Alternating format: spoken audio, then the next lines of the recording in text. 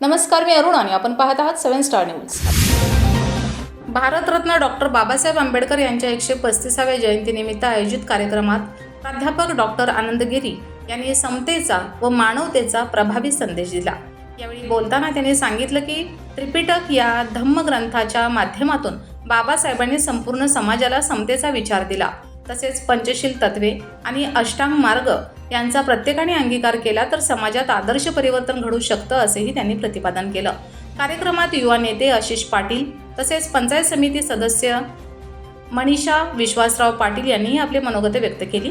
कार्यक्रमाचे प्रास्ताविक व धम्मवंदना शरद कांबळे यांनी सादर केली.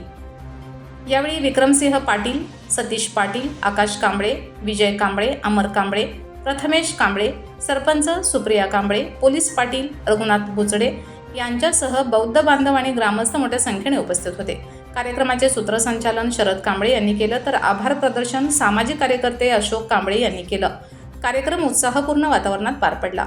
Laxman Patil, 7 star news, Ishwarpur.